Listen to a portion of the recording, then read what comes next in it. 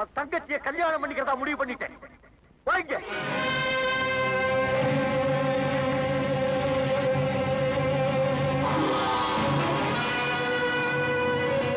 என்னடா முடிக்கிறேன்? இந்த மாதிரி பவர்ஃபுல் லைட் எனக்கு கண்டுது. எனக்கு ஆபரேஷன் முடிஞ்சு போச்சு. இந்த ஒரே ஒரு இன்ஜெக்ஷன் போட்டா சாதாரண நேரத்தில் உங்களை போல எனக்கு கண்டு தெரியும். புரிஞ்சுதா?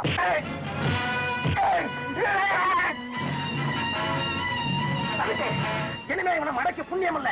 இப்பயே உங்க அம்மா கிட்ட போய் உங்க மகனுக்கு ராத்திரியானா கண்ணு தெரியாதுன்ற விஷயத்தை சொல்லி அந்த அம்மாவை தீர்த்துக்கிட்டு போ. சொல்லாதே.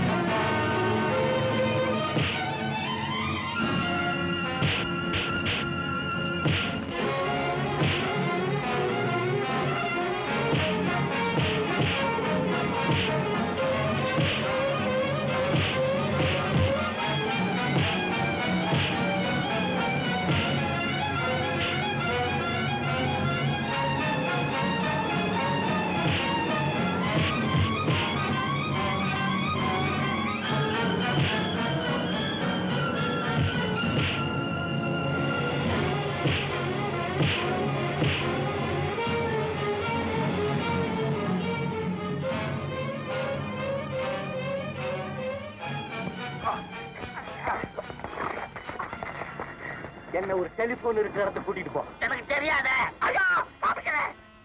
ஏதாவது ஏமாத்த முயற்சி பண்ண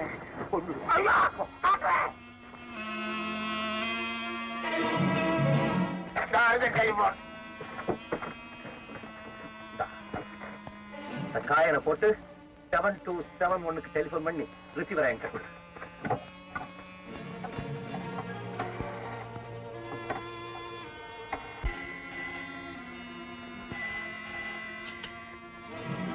வசந்தி, நான் நிர்மல் பேசுறேன். ஜம்பு நர்சிங் ஹோம்ல இருந்து என்ன கடத்திக்கிட்டு வந்துட்டான். ஆனா நான் தப்பிச்சுட்டேன். என்ன பத்தின உண்மையை அம்மா கிட்ட சொல்லிடுறேன்னு விமலா ஆத்திரத்தோட ஓடுறா. நீ வீட்டுக்கு போய் அந்த ராட்சஸ் கிட்ட இருந்து எங்க அம்மாவை காப்பாத்து. நான் டாக்டர் கிட்ட போயிட்டு வீட்டுக்கு வந்துடுறேன்.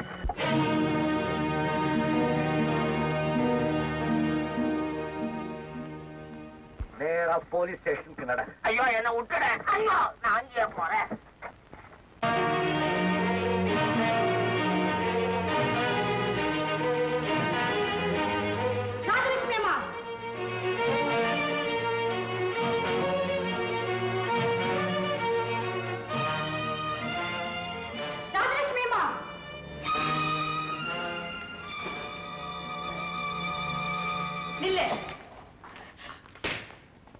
எங்க போற? உங்க அத்தைய பாக்க. எதுக்கு? நிர்மலுக்கு ராத்திரில கண்ணு தெரியாதுன்ற உண்மைய சொல்றதுக்காக. நான் உன்னை போக விட மாட்டேன். நீ என்ன சொல்றது? எனக்கே போக விழுத்துறியா? விமலா, உன்னுடைய தொழிலையோ அந்தஸ்தையோ பார்க்காம உன்னை நல்லவன்னு நம்பி மருமகள் ஆக்கிக்க தீர்மானிச்சாங்களே, அந்த தாய்க்கு செய்யற கைமாறா இது? என்னை ஏமாத்தின நிர்மலுக்கு இதுதான் சரியான தண்டனை. எனக்கு ஏற்பட்ட ஏமாற்றத்துக்கு அதுதான் ஆறுதல். இப்ப வழிவிட போறியா இல்லையா? பெண்களுடைய மனசு மென்மையானதுன்னு சொல்லுவாங்க. ஒரு பெண்ணுக்கு பெண் காட்டுற இரக்க உணர்ச்சி கூடவா எனக்கு இல்லாம போச்சு? வெறும் கண்ணீரை கண்டு ஏமாந்து போற பலவீனமான மனசு எனக்கு கிடையாது. நான் வாழ முடியலன்னா யாரையுமே வாழ விட மாட்டேன். விமலா, சின்ன வயசுல இருந்தே நிர்மலை நினைச்சு வாழ்ந்தவனா? அப்படிப்பட்டவன் ஒரே நிமிஷத்துல நான் அவனுக்காக விட்டு கொடுக்கலையா? இப்ப நானே அவரை தானமா கேட்கிறேன். விமலா, தயவு செஞ்சு அவர் நிம்மதியை கெடுத்துடாது. அத்தை கிட்ட சொல்லிடாது. காலில் விழுந்தாலும் விடுறேன். என்ன சொன்னாலும் என் காதல விடாது. நிர்மல் இந்த வீட்டுக்கு வந்ததும் முதல்ல பாக்குறது தன் தாயாருடைய சலனமா தான் இருக்கணும்.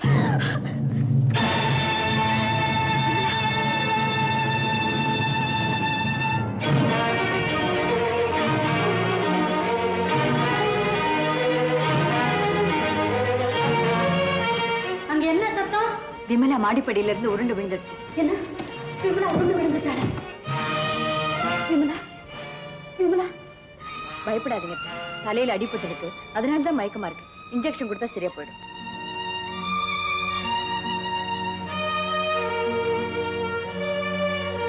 என்ன பத்தின உண்மையை அம்மா கிட்ட சொல்லிடுறேன்னு விமலா ஆத்திரத்தோட ஓடுறா. நீ வீட்டுக்கு போய் அந்த ராட்சஸ் கிட்ட இருந்து எங்க அம்மாவை காப்பாத்து.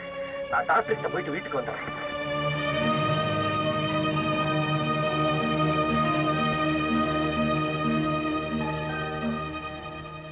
வசந்தி, எடுத்ததை ஏன் திருப்பி வச்சுட்ட? தேவையில்லத்த, கொஞ்ச நேரம் போனா தன்னாலேயே சரியா போயிடும். ஒரு டாக்டர் சொல்ற வாக்கியா இது? இல்லத்த, இது சாதாரண மயக்கம் தான். இன்ஜெக்ஷன் கொடுக்கலன்னா கூட 1 மணி நேரத்துல குணமாயிடும். அதுதான் எல்லாருக்குமே நல்லது. இப்பதான் எல்லாமே புரியுது வசந்தி. திருப்பதி பிரசாதத்தை நீ அவமதிச்சதுக்காக விமலா உன்னை கண்டிச்சாலே, அதனால தானே அவளுக்கு நீ வைத்தியம் பண்ண மாட்டேங்கிற? இல்ல, நிச்சயமா இல்ல. உன்னை வர வேண்டாம்னு சொல்லிட்டு வேற ஒரு டாக்டர் அவ ஏற்பாடு பண்ணின ஆத்திரத்தில் தானே இப்படி செய்யற? கிடையாது, நிச்சயமா கிடையாது. இந்த வீட்டுல உனக்கு இருந்த உரிமை மதிப்பே அவ அபகரிச்சுட்டாரேங்கிற பொறாமையில தானே இப்படி பழி வாங்குற. அத்தை, நான் அப்படிப்பட்டவ இல்ல, என்ன நம்புங்க. சே, நீ இப்படி கொலைகாரியா மாறுவேன் நான் எதிர்பார்க்கவே இல்லை. ஐயோ, என்ன சொல்லி நான் உங்களை நம்ப வைப்பேன்? வசந்தி, நீ இத்தனை நேரம் பேசிட்டு இருந்ததெல்லாம் நான் கேட்டுட்டு தான் இருந்தேன். பெரிய லட்சியவாதியா விளங்க போறேன் டாக்டருக்கு எல்லாம் படிச்சியே, அந்த லட்சியம் இதுதானா? அப்பா, சாக கிடந்த நோயாளிகளை எல்லாம் நீ குணப்படுத்தி இருக்கமா, அதைத்தான் நாங்க பாத்துருக்கோம். ஆனா இந்த நிலைமையில கிடக்குற ஒருத்திய கைய கட்டிக்கிட்டு வேடிக்கை பார்த்துக்கிட்டு நிக்கிறியே, அந்த கொடுமையை நாங்க இப்பதாமா பாக்குறோம். இதுகிட்ட என்ன பேச்சு? அந்த பொண்ணை தூக்கிட்டு வேற டாக்டர் போ. வாங்க. தேவையில்லை ஈஸ்வரா, அதுவும் டாக்டர் வந்துட்டாரு. டாக்டர், விமலா மாடியில இருந்து உருண்டு விழுந்துட்டா. தலையில அடிபட்டு மயக்கம் அடைஞ்சிருக்கா. அவன் மேல இருக்கிற வெறுப்புல வசந்தி சிகிச்சை செய்ய மறுக்க. சீக்கிரம் வந்து பாருங்க டாக்டர். இல்லைங்க டாக்டர், விமலாவுக்கு சீரியஸா எதுவும் இல்லை. கொஞ்ச நேரத்துல எல்லாம் சரியா போயிடும். தயவு செய்து போயிடுங்க. மிஸ் வசந்தி, இப்ப நான் அந்த பொண்ணை மட்டும் காப்பாத்த போகல, டாக்டர் தொழிலுக்குரிய புனிதமான பேரையும் காப்பாத்த போறேன். ஜன்ம விரோதியானாலும் உயிருக்கு போராடும் போது அவங்களை காப்பாத்த பாடுபடுவேங்கிறது தான் நாம் எடுத்துக்கிற உறுதிமொழி. எஸ் டாக்டர், எனக்கு அது ஞாபகம் இருக்கு. டாக்டர், நீங்க ஒரு உயிரை காப்பாத்த போறீங்க. நான் பாடுபடுறது எல்லா உயிரையும் காப்பாத்த.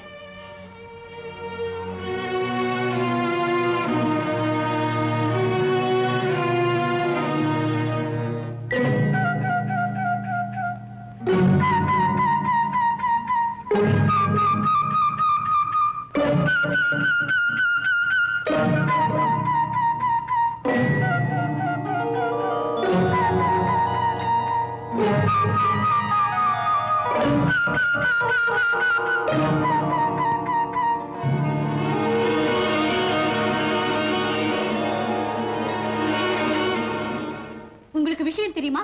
என்ன? நிர்மலுக்கு எது வரக்கூடாதுன்னு இத்தனை வருஷமா பயந்தீங்களோ அது வந்துடுச்சு. அவருக்கு இப்போ ராத்திரில கண்ணு தெரியாது.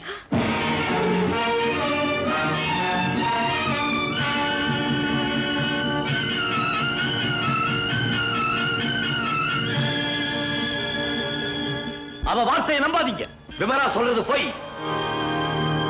அம்மா, இதோ நான் வந்துட்டேன். எனக்கு நல்ல கண்ணு தெரியும். அம்மா, அந்த கடிகாரத்தை பாருங்க. இப்ப நேரம் கரெக்டா 10:34. அம்மா, இது டைம் மேகசின், டிசம்பர் 26 வெளிவந்தது. இது வசந்தியோட மருந்து பெட்டி. எடுத்த இன்ஜெக்ஷன் போடாம அப்படியே இருக்கு. இப்ப சொல்லுங்க, எனக்கா கண்ணு தெரியாது? உனக்கு நல்ல கண்ணு தெரியுதுப்பா. இனிமே யாரு என்ன சொன்னாலும் நான் நம்ப மாட்டேன். ஆனா ஏண்டா அவ அப்படி சொன்னா? வெறிமா வெறி. அவ போட்ட திட்டமெல்லாம் குட்டிச்சவரா போயிடுச்சுங்கிற ஆத்திரம். என்னப்பா சொல்ற? நான் உண்மையை சொல்லிடுறேன். கொஞ்ச நாள் எனக்கு ராத்திரில கண்ணு தெரியாம இருந்தது உண்மைதான். ஆனா இப்ப எனக்கு பூரண குணமாய் போச்சு. இனிமே நம்ம பரம்பரைக்கே அந்த வியாதி வராது. உங்க அப்பாவையும் தாத்தாவையும் குணப்படுத்த முடியலையே, உன்னை மட்டும் எப்படி குணப்படுத்த முடிஞ்சது?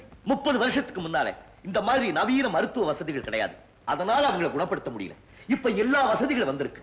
நான் வெளியூர் போறதா உங்ககிட்ட போய் சொல்லிட்டு இந்த 10 நாளும் ஒரு டாக்டர் கிட்ட ட்ரீட்மெண்ட் எடுத்துக்கிட்டேன். இப்ப ராத்திரில எனக்கு நல்ல கண்ணு தெரியுதுமா. அப்படியா? ஆமாம்மா. அப்பா தாத்தா மாதிரி எனக்கும் இந்த வியாதி வந்தது உங்களுக்கு தெரிஞ்சதுன்னா உங்க உயிருக்கே ஆபத்து வருமோன்னு பயந்து இந்த உண்மையை உங்ககிட்ட மறைச்சிட்டேன். அதை எப்படியோ இவ தெரிஞ்சுக்கிட்டு என்ன படாத பாடுபடுத்தி வச்சுட்டாமா. அடி பாவி. ட்ரீட்மெண்ட் முடிஞ்சு நான் வரதுக்குள்ள இவளால உங்களுக்கு எந்த விதமான கெடுதலும் வரக்கூடாதுங்கிறதுக்காக தான் வசந்தி எங்க அனுப்பிச்சு வச்சேன். ஓ, அதனாலதான் இவ மயங்கி கிடந்த போது வசந்தி வைத்தியம் செய்ய மறுத்தாளா? வசந்தி, உன் பெரிய மனசு புரிஞ்சுக்காம நான் கூட உன்னை தப்பா பேசிட்டேம்மா. அம்மா, I am very proud of you, my daughter. இவ்வளவுக்கு காரணம் இந்த பாவிதானே. இனிமே ஒரு நிமிஷம் கூட இந்த வீட்டுல அவ இருக்க கூடாது. போடி வெளியே. அவ்வளவு சுலபமா நீ போகலாமா? நான் கண்ணு தெரியாம எப்படி கஷ்டப்பட்டேங்கிறத நீ புரிஞ்சுக்க வேண்டாம். வாயா கூட.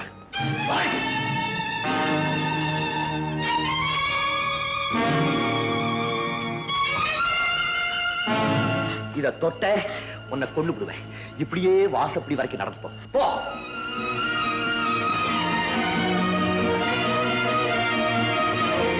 ஒரு நாள் நீ பால் கொண்டு வந்தப்போ உன்னை திட்டுறதா நினைச்சுக்கிட்டு வசந்தியை திட்டினே.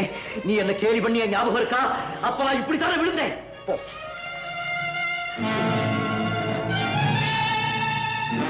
எங்க அம்மாவுக்கு ஆபத்துன்னு நடுராத்திரில போன் பண்ணி என்ன வர சொன்னியே. அப்ப நான் இப்படித்தான் விழுந்தேன். ஒரு பிச்சைக்கார பையன் என்ன கூட்டிட்டு வந்தீங்க சேர்த்தோம். போ.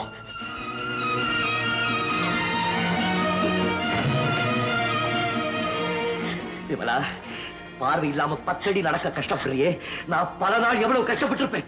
இப்ப புரியுதா? ஏண்டி மாமியார் வீட்டுக்கா வந்த? இவரோட போடி மாமனார் வீட்டுக்கு போலாம். என்னடி முறைக்கிறா? குத்துவிட குத்தி. நீங்க சொன்னது இந்த பொம்பளை தானா? இவள போய் பொம்பளைன்னா நாங்கெல்லாம் பொம்பளைங்களே இல்ல. ஏண்டி உன் மனசுல நீ என்ன நினைச்சுக்கிட்டு இருக்க? நீ பாட்டுக்கு எங்க 2 பேரையும் உள்ள வச்சு பூட்டிட்டு வந்துட்ட. நான் பரவாயில்ல, ஓட்ட பிரிச்சுட்டு கீழே குதிச்சிட்டேன். எங்க வீட்டுக்காரர் நீ என்னடி நினைச்சுக்கிட்டு இருக்க? அவரால் அதெல்லாம் முடியுமா? பாருடி.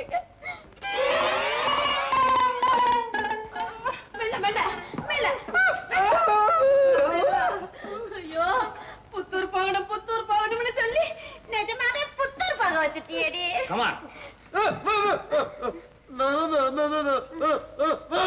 என்ன சொல்றாரு? ஒரே ஒரு உதவி உதைக்கணும்னு ஆசைப்பட்டாரு. நான் அடிச்சிட்டேன். இப்ப கூட்டிட்டு போமா. நிர்மல், அவன் விமலாவோட அண்ணன்டா. இல்லம்மா, அவன் விமலா அண்ணன் இல்ல, என் ஃப்ரெண்டு. நான் அவகிட்ட மாற்றத்துக்கும் அவன் தான் காரணம், விடுபடுறதுக்கும் அவன் தான் காரணம். டேய் பாவி, என்னடா அது வாயில பிளாஸ்டர்?